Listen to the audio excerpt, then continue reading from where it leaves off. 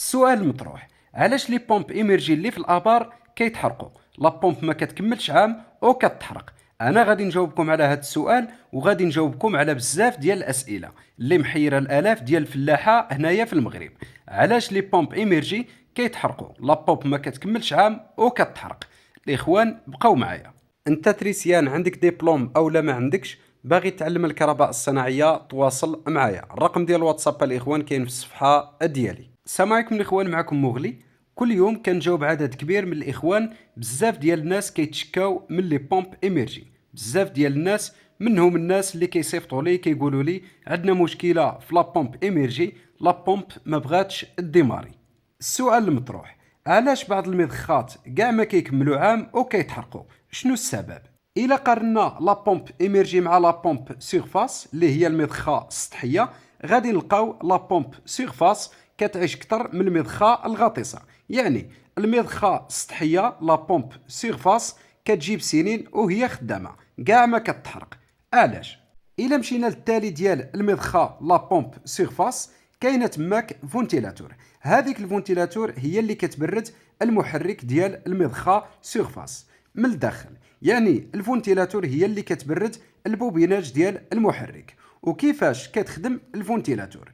الفونتيلاتور كتسحب لير من برا، واحد الهواء اللي هو سخون، وكتحولو بارد، وكتبرد به البوبيناج ديال المحرك ديال لا بومب سيرفاس باش ما تطلعش درجة الحرارة للمحرك باش ما يتحرقش. نوليو دابا لا بومب ايمرجي، المضخة الغاطسة اللي كنهبطوها في البير. السؤال المطروح: واش المحرك ديال المضخة الغاطسة فيه فونتيلاتور الداخل؟ الجواب لا. نفترضوا ان المحرك ديال المضخه الغاطسه فيه فونتيلاتور الداخل. الروتور ديال المحرك غادي يبقى يدور، غادي يبدا يدور وغيبقى يدور فونتيلاتور. السؤال المطروح: الفونتيلاتور منين غادي تجيب الهواء اللي هو سخون باش ترجعو بارد باش تبرد به البوبيناج ديال المحرك الغاطس؟ يعني المحرك الغاطس الاخوان كاع ما فيه فونتيلاتور لداخل. نفترضوا الا جبنا فونتيلاتور وركبناها في الروتور ديال المحرك الداخل، المحرك الغاطس. الفونتيلاتور ما غادي يكون عندها حتى دور الداخل في المحرك الغاطس. المحرك ديال لا بومب ايمرجي ايطونشا الاخوان. الفونتيلاتور الاخوان ما عندها منين تجيب الهواء اللي هو سخون وترجعه بارد باش تبرد به البوبيناج. يعني في الحقيقه الاخوان المحرك ديال لا بومب ايمرجي كاع ما فيه فونتيلاتور الداخل. السؤال المطروح: وشنو اللي كيبرد البوبيناج ديال المحرك الغاطس؟ انا غادي نجاوبكم على هذا السؤال. شنو اللي كيبرد المحرك الغاطس من الداخل؟ اللي كيبرد المحرك الغاطس الاخوان الزيت الاخوان. الزيت هي اللي كتبرد البوبيناج. الا فتحنا اي محرك ديال المضخه الغاطسه غادي نلقاو فيه الزيت الداخل، كتكون خاصه لي بومب ايمرجي غير موصله للكهرباء باش ما تعملش الضرر القصيره اللي هو الكور سيركوي، يعني ما يوقعش كور سيركوي لداخل في البوبيناج. كل محرك والحجم ديالو، وكل محرك وشحال ديال الزيت اللي كيهز. الشركه كتعمر الزيت حتى ما كيبقاش البوبيناج كيبان الداخل في البلاصه ديال الروتور ديال المحرك الغاطس. وها علاش الاخوان لا بومب ايمرجي كتحرق. وبزاف ديال الناس كيرتكبوا هاد الخطا، كيهبطوا المضخه الغاطسه في البير وما كيديروا لهاش حمايه باش ما تحرقش. الا ما ركبتش الرولي دنيفو المضخه الغاطسه، ها العواقب.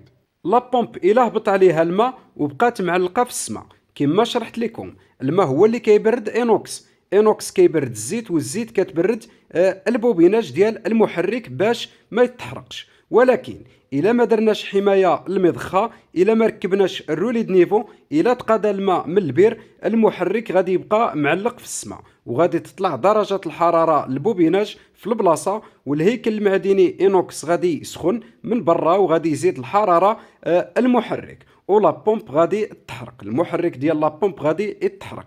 الا بغينا نتفاداو هاد المشكل ونحافظوا على المحرك ديال المضخه الغاطسه، ضروري نركبوا لها الرولي دنيفو باش منين يتقادى الماء من البير الرولي يفصل الكهرباء على المحرك الغاطس باش ما يتحرقش. وكذلك الا بقاو لي توربين ديال المضخه كيدوروا افيد بلا الماء، لي توربين غادي يتهرسوا، او لا الا طلعت غير شي حجره صغيره لي توربين، وكذلك التراب غادي يوقع بلوكاج لي توربين وغيوقع فريناج للروتور ديال المحرك، والموتور غادي يتحرق في البلاصه وغادي يمشي للانفيني.